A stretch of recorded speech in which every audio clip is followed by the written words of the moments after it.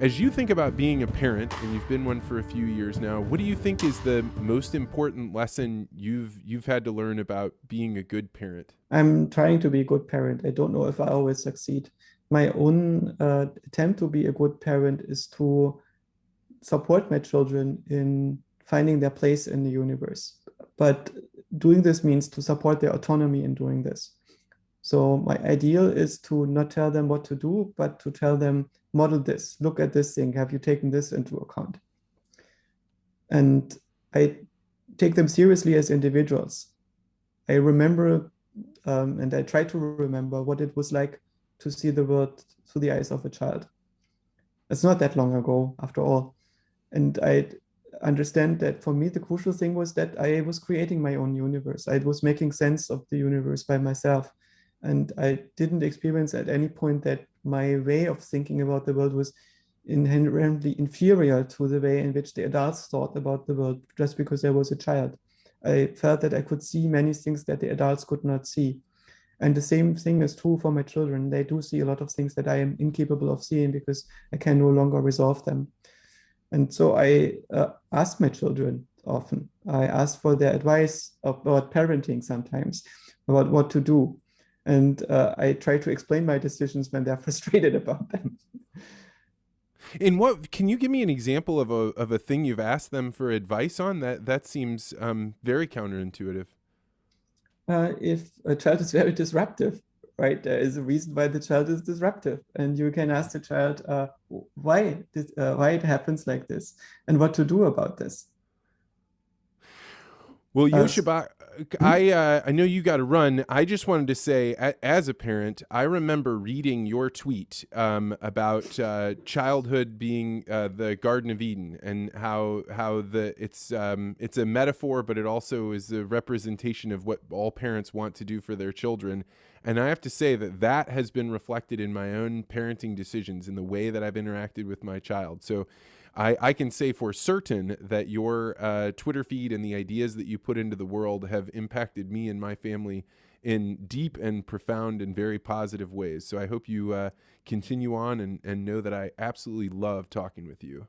there's a beautiful essay by Paul Graham from 2008, Lies We Tell Kids. It's has aged well, and it's interesting to read it. Uh, Many of the misconceptions that we have about the world are the result, I think, of lies that are being told by our parents. And some of these lies might be necessary because they will protect children from getting jaded too early or for just being incompetent adults instead of explorers that are fearless and fierce and can go out because they're being shielded from some of the dangers. Right? So it's sometimes necessary to create a certain safe place for exploration that allows the child to take risks that you cannot take as an adult. And on the other hand, if you don't tell the children how the world actually works, if the goal of parenting is to shield children from the hard truths of the world for as long as possible, regardless of what the child can understand and deal with. And children have very dark fantasies. So they already understand very dark things in their own mind to be possibly the case. Right? If you shield them from them too much, you lose this risk that every generation loses the plot even more. And I think it's important to be truthful of the things that are painful to us, that hurt us, to be truthful about our joy and our sadness. And in this way, also allow children to deeply connect with us because they experience the world in a deeper way, I think, than the media designed for kids are doing that. So this Garden of Eden means that you have a place where the children live in a world where all the animals are vegetarian, where there is no evil. The evil is just a pathology. It's not the result of conflict. It's not the result of something else wanting your food and having, from its own perspective, a right to that. And understanding this conflict is very different from, say, Disney and compared to the Grimm's fairy tales. We don't live in the Grimm's fairy tales world anymore, thankfully, right? So we don't necessarily need to tell our children that there are people out there that would eat them, and their parents might send them into the forest because they don't have food to feed them anymore. And that they still, if this happens, need to make sure that they don't get eaten by others that are nice to them. But there is a truth in that, right? So this conflict about violence and death does exist. It's just something that only now exists at the fringes of society. And when these stories were created, they were created in a different universe. And I think that the stories right now that we tell our children, the media that exists for our children, do not depict our universe very well. They're not truthful. And they basically make our children very vulnerable to indoctrination with ideas that are not true, that manipulate our children into things that are not in their best interest. And that manipulate them away from getting agency over their beliefs and ultimately their identity.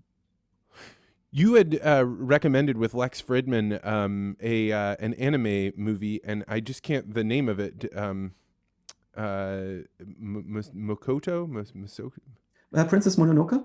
Princess Mononoke. I watched that last night, and I was struck by the idea that there was not. It was not a clear, obvious outcome. Like the it was fascinating, and it was so complex, and I was like, I would so much rather my children watch a cartoon like this where the character has development and everyone has their own reasons for doing what they're doing, and there wasn't just a clear line between good and evil. I found that to be profound, and I'm It's totally true for all with his movies. So you should watch all of them. And when you do it with your kids, you probably want to start with Totoro, which my Mononoke is one where there are people decapitated, there is war, it's very violent, right? It's probably something that is appropriate for 12-year-olds, but not for 6-year-olds. Right.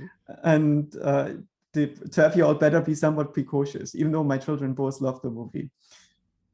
But it's very hard to keep them away from this. But if you see these movies like Totoro, you have many, many layers. And none of these movies is boring for adults or for children to watch, because the story is unfolding like reality on many, many layers. You see things happening in the background that are just as complex as the thing in the foreground. The low-level patterns are as interesting as the high-level arcs in these movies. And when there is a big question, the question often doesn't have an answer. And very often he just observes things. So all his movies, in some sense, describe an arc of our civilization from a certain perspective without giving a resolution, because things ultimately are not good or bad, they just are. They are only good or bad with respect to our current understanding.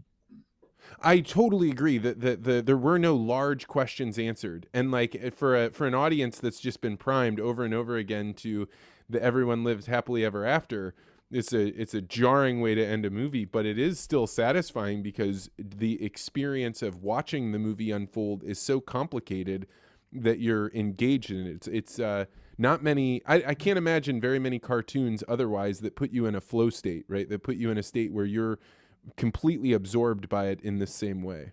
What you will notice that all his movies have the same main character. So this is in some sense about this character. And the same main character is in this movie, Mononoke, which is the equivalent of Mowgli, the main character in the Jungle Book, the child raised by wolves. In this case, is a small girl. And this girl is not, as in the Jungle Book, destined to live among people, because it rejects the fierceness of the forest and realizes that it wants to be in a civilization, but it's socialized with the wolves, which are forest gods, and wants to stay with them because it sees the world from their perspective. It's her identity. And it's very different from the Disney version, where the forest is actually a pleasant place where everybody is a happy part of the same food chain, more or less. And this fierceness, this brutality of the world, the two symmetries of the world are well preserved in Mononoke. But the main character is the same in Nausicaa, where she is a princess in a post-apocalyptic world. And it's the same in Totoro, where she is an older sister in a family where the mother is in hospital and the father tries to write his PhD in a small village, or in Sento Chihiro Komikakushi.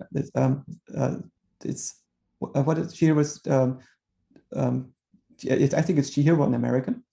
And where she is a daughter of two parents who are going accidentally into a magical kingdom and make a mistake and are getting transmogrified into pigs, and she has to save them. But this main character is very interesting because she is, in some sense, in his own aesthetic, the ideal prototype of a human being, because she is completely innocent. She is somebody who is very pure in all her interactions. Sometimes she is just a little girl that is trying to build a delivery service. Sometimes she is a little daughter that does her best to guide her sister. And sometimes she is a messiah, like in Nausicaa. Or sometimes she is a fierce warrior in the woods, living a battle that she can only lose. And that doesn't matter, but her stance is always the same. There's a certain immaculate thing. And in some sense, I believe that Miyazaki might be the most interesting and important Protestant philosopher that Europe has, even though he's in Japan and he's not religious. Wow. The main character is actually Heidi. It's this character from the Heidi books that he has discovered during his studies for the Heidi movies, where he was an animator. And he traveled to Europe and probably visited things in Switzerland that have formed his perspective on the world and informed his aesthetics. And Heidi is this character who is relating to others from a position of complete innocence. It's a completely non-superstitious religiosity where she has a very personal relationship to God. God doesn't have a form or shape or name or intention. It's not superstitious. It's not the Christian mythology or something. It's just this transcendental agency that she is connected to, and that she wants to immanentize by building a harmonic world in a way and relating harmonically to the things around her. And this story is told from the perspective of those who ultimately serve her, who make innocence possible. And the spirit of innocence and agency that she represents is in some sense a spiritual aesthetic that Miyazaki develops throughout all his movies. And I think it becomes transparent when you see all these movies and you realize these movies are not about answering the small questions. They are about answering the big question. How should I relate to this universe that I'm in? Not how can all the questions of this universe be resolved, because they cannot. There is no way, right? We live in an entropic universe. Everything is going to die while new things are growing. But how do I relate to this? And he develops a certain perspective, a certain shape of the soul, a certain idea on how a civilization should work in these movies. And that's what I find very interesting, and I find it very compelling. I'm going to clip all of this, and we're going to have Joscha's movie reviews and Joscha's book reviews, and it'll be great.